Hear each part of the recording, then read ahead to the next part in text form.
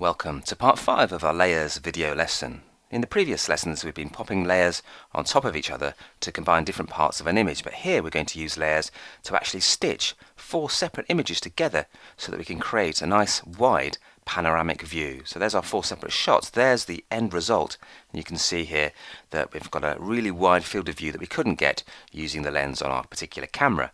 So we're going to actually extend the canvas size and position the images on separate layers and use layer masks to blend them all together. Now that sounds quite complicated, but luckily there's an automatic command that will do all of that for us, and it's called photo merge.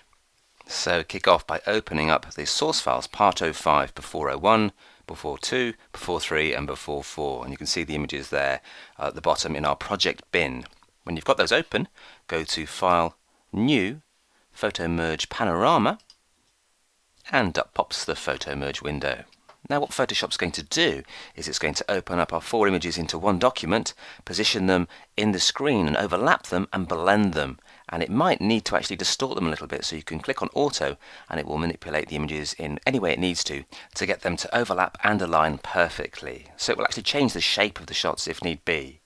If you want to keep the shapes the same in each image, then you can stick to reposition or interactive layout, but we'll kick off with Auto because that's always a good place to start.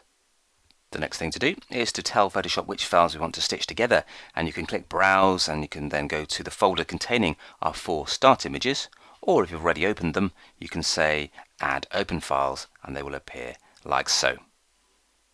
Down the bottom here it's automatically ticked Blend Images Together, and this is really important because this will use layer masks to hide parts of the image so that it will reveal the image on the layer below and you'll get a perfect seamless blend. So let that stay ticked, and it's got an option to use a vignette removal. That will get rid of any darkening of the corners in individual shots, but we don't particularly suffer from that in our source images. And if we'd shot them on a really wide angle lens, there might be curving around the edges, so we could tick geometric distortion correction as well, but again we'll leave that off for the moment and see how we get on. Right, we're ready to click the OK button and let Photo Merge work its magic. And as you click OK, you can see in the layers palette it's taking all of our 4 source files, placing them into a new document and popping them onto new separate layers. So it's already copied and pasted those in a fraction of the time it would take you to do that. It's now aligning each layer, and this could take longer because these are larger files, so it could take quite a while to align them on a new canvas to try and overlap the relevant bits, because you can see as we pan, different features move into different sections of the image. So there's quite a lot going on here, and what I'll do is I'll pause it just to take up less time, and then I'll start it running again when it's doing something new. So see you in just a tick. It's now aligning a layer part05 before 03, and then it'll go on to before 02. And as these are quite large files, it's going to take a while to work with them because they're quite large, and it's going to use a lot of RAM, and it's quite a big job to ask of it. But you can see we've got lots of different tones to the sky in the separate source images, and that means we'll need to create a seamless blend between each of these, and we can only do that using layer masks. So that's why layers and layer masks are really powerful, and that's why it's nice that Photoshop has Photo Merge to help do all of the tricky stuff for you in relation to creating perfect panoramas. Okay, we're down to aligning layer part05 before 01. It's then going to move on to the next step. Okay, now it's actually creating a wider canvas there. You can see we've got a much larger document now, so it can space these images out like this, and now it's blending the layers based on their content, so it can actually create a smoother blend between those skies. The rest of the images disappeared here because we're asking a lot of RAM from the computer, and it's having trouble drawing up the screen and doing all of the blending as well. It's creating the layer masks too, but I want to show you this dialog box because it's quite important as to what it's doing, and we'll see the finished results in just a tick once it's finished generating our layer masks and then creating a seamless blend using those masks. There you go, we're now getting a seamless composition being created, and this will help us mix between the different types of sky we have in our source images.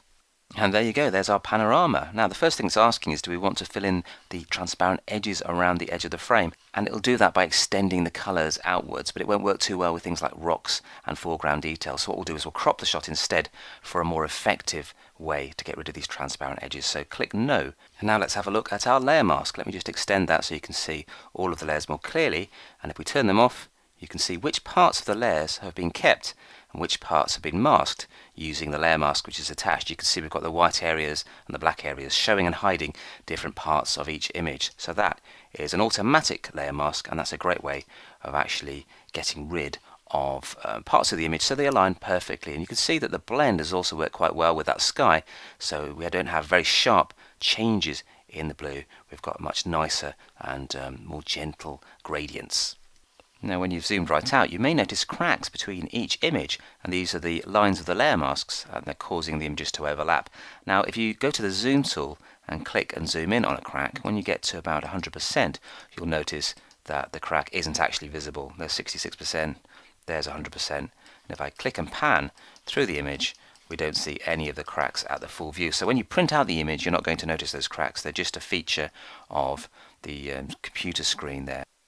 So don't spend ages trying to clone or heal them out, because you don't need to. But we do need to get rid of this transparent edge, so let's grab the crop tool by clicking here, and then just hit tab to get the floating windows out of the way, and click and draw around the area that allows you to get as much of the image as you can without seeing the transparent edges. So something like that is probably going to be your end result. Hit return or click the tick, and here's your cropped panorama. So that's layers in Photoshop Elements. In the next video, in part 6 of our layers video lesson, we're going to take a look at layers in Photoshop CS5.